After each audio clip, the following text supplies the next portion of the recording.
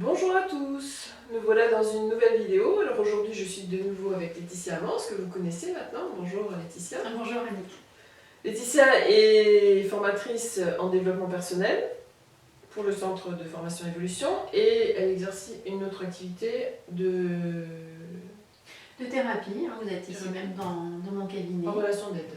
Oui, voilà, je suis praticien en relation d'aide et donc j'accompagne les personnes sur le plan émotionnel et relationnel. D'accord. Alors Laetitia a enregistré une formation qui s'appelle Vivre en harmonie avec son entourage, parce qu'on sait bien que c'est pas toujours facile de vivre en harmonie avec son entourage. Même si on aime les gens, c'est des fois compliqué et on n'arrive pas forcément à garder l'harmonie. Donc elle va nous expliquer un petit peu ce qu'on va retrouver dans cette formation et nous dire en quoi ça peut nous intéresser. Absolument, bonjour à tous. Voilà, comme je le disais dans la précédente vidéo, je suis médecin généraliste de formation depuis 2004 et rapidement je me suis formée à la communication relationnelle parce que c'est vraiment quelque chose qui m'a paru essentiel dans l'accompagnement de mes patients. Et en effet, aujourd'hui, je n'exerce plus la médecine générale, mais j'accueille des personnes donc, en relation d'aide pour les aider à surmonter, à dépasser leurs difficultés émotionnelles, relationnelles. Et comme tu le disais très bien, Annick, c'est vrai qu'on aime les personnes avec qui on vit, avec qui on a des activités au cours de la journée. Et pourtant, malgré ça, ça reste compliqué d'avoir des relations qui soient harmonieuses, confortables. Donc dans ces vidéos, et notamment la vidéo Vivre en harmonie avec son entourage, je m'appuie sur la méthode ESPER de Jacques Salomé, puisque je suis aussi praticienne en individuel et formatrice certifiée en méthode ESPER. Pour moi, c'est un outil incroyable, vraiment incroyable, parce que il est d'une clarté, c'est limpide pour moi, et tout de suite, ça permet d'asseoir les choses et de se dire « Ah ben oui, mais c'est pourtant évident ». Ce qui rend les choses si évidentes, pour moi, c'est le fait de montrer à chaque fois ce dont on parle. Donc je l'ai abordé dans la précédente vidéo, à chaque fois je montre. C'est vrai que j'avais assisté à une conférence de Jacques Salomé, méthode ESPER, voilà, de Jacques Salomé il y a déjà une bonne quinzaine d'années, oui. Donc longtemps avant qu'on se connaisse. Et je trouvais que c'était vraiment très simple.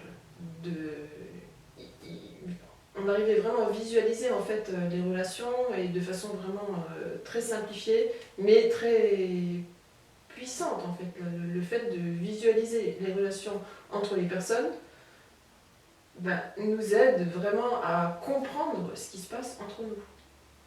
Oui, absolument. C'est vrai que Jacques Salomé avait et a toujours cette volonté de rendre accessible à chacun des fondamentaux de la relation. Pour moi, c'est vraiment une façon de rendre les choses accessibles haut de gamme. Vraiment parce que c'est extrêmement simple, extrêmement puissant. Voilà. Moi, je suis séduite, c'est sûr, je suis séduite. Parce que quand on n'a pas...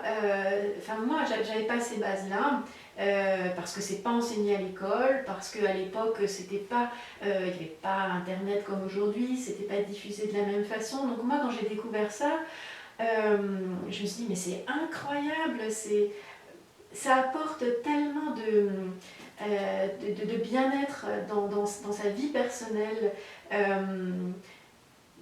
C'est des choses toutes simples comme j'ai de l'affection pour une personne et malgré l'affection que j'ai pour cette personne, c'est possible que je lui offre une relation qui soit pas satisfaisante. Alors qu'on part tous presque du principe que puisqu'on aime quelqu'un, ça va bien se passer. Et la réalité nous montre que ce n'est pas le cas. Alors qu'est-ce qui se passe ? Donc là, par exemple, en formation vidéo, je vais montrer qu'il y a la relation entre nous, je vais symboliser par l'écharpe relationnelle, et puis il y a l'affection que j'ai pour toi, par exemple. Cette affection, elle est là chez moi, je vais la symboliser par un objet. Bon, généralement, je prends un cœur et je vais le placer à côté de moi. Eh bien, c'est pas parce que j'ai de l'affection pour toi que je vais être en capacité de donner du bon, que je vais être en capacité de recevoir du bon de ta part. Parce que très souvent, le quotidien nous montre que, curieusement, on a du mal parfois à recevoir du bon, un compliment, quelque chose qu'on croit ne pas mériter, ne pas être à la hauteur. Et du coup, on va garder à distance le bon. Et par contre, s'il y a quelque chose que tu prononces ou que tu fais que je vais trouver blessant, alors là, je vais le prendre, je vais le garder, je vais l'amplifier, je vais y penser toute la nuit, toute la journée, etc. Et là, au contraire, je vais vraiment le prendre. Alors ça, on peut le voir très bien, c'est intéressant de voir ça. Quand quelqu'un nous fait un compliment, en fait, quand quelqu'un nous fait un compliment, est-ce qu'on l'accueille en disant merci, ou est-ce qu'on se dit, par exemple, t'as une belle robe, ah oui, mais c'est quelque chose que j'ai acheté pas cher. C'est typiquement le genre d'information qu'on peut traduire en fait en comprenant tout ça, quoi.